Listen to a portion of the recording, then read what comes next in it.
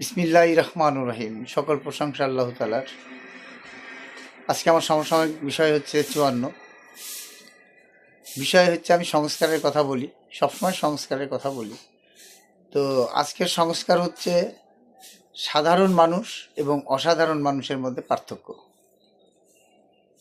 তো দেখেন, এক হাদি গুলি খাইছে, ঠিক আছে, গুলি খাইছে, সে ইনকলাবের একজন নেতা।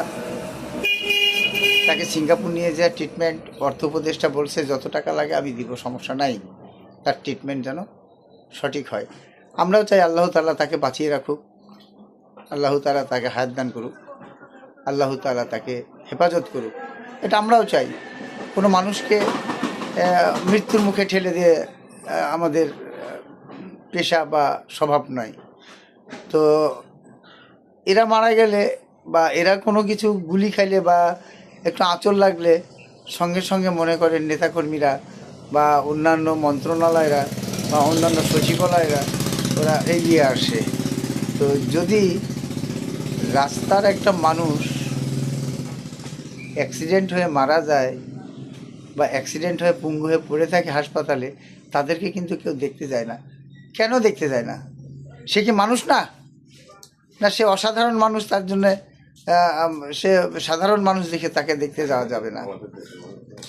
তো সে কি আমার দেশের মানুষ না? সে তো আমার দেশের মানুষ। তো আইন আসলে সবার জন্যই সমান, তবে একটু ব্যতিক্রম হয়ে যায়, কারণ প্রতিবাদ করার ক্ষমতা থাকে না সাধারণ মানুষের। যখন আইনটা সবার জন্য সমান, কথাটা শুধু বাক্যই শোনা যায়, কিন্তু প্রয়োগ হয় না। কেন প্রয়োগ হয় না?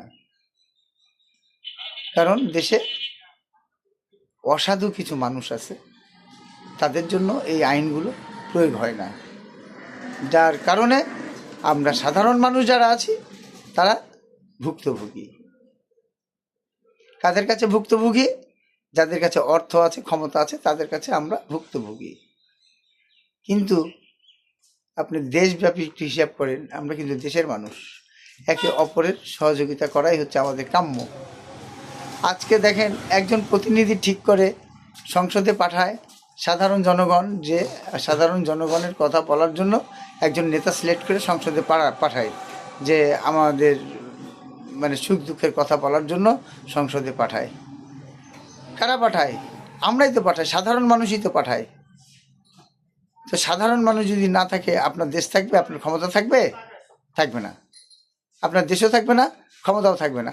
তবে আপনাদেরকে সর্বোচ্চ অনুরোধ করে বলবো, দেশের দায়িত্ববান পুরুষদেরকে বলবো, যে আসলে আপনারা গরিব মানুষের দিকে একটু নজর দেন, তাদেরকে ডাল ভাত খাওয়ার ব্যবস্থা করে দেন, নিশ্চিত করে দেন। তারা যেন ডাল ভাত খেয়ে খুশি। তারা অট্টালিকা চায় না, তারা 20 তলা বিল্ডিং চায় না, এসি গাড়ি চায় না, এসি বাড়ি চায় না, সুন্দরী নারী চায় না, সুন্দরী গাড়ি চায় না, তারা ডাল ভাতে সন্তুষ্ট। তো তাদেরকে ডাল ভাতের নিশ্চিত করে দেন, তাদেরকে ডাল ভাত নিশ্চিত করে দেন। আপনার দেশ ভালো থাকবে, আপনি ভালো থাকবেন, আপনার সুনাম হবে, আপনাকে ভালোবাসবে, আপনাকে সারা জীবন মাথায় তুলে রাখবে। গরিব মানুষের নীতি আছে, এরা নীতি কখনো পথভ্রষ্ট করে না। তো যাই হোক, আজকে সমাপনী টানার আগে একটা কথা বলি, চ্যানেলটা দেখবেন, আমার কথাগুলো বিশ্লেষণ করবেন। আপনি লাইক দিলে দিবেন, কমেন্ট করলে করবেন, আপনার ইচ্ছা সেটা। আমি বলবো না যে কমেন্ট করেন বা লাইক দেন, এটা আমি বলবো না। আপনার ইচ্ছা, অভিমত। খোদা হাফেজ।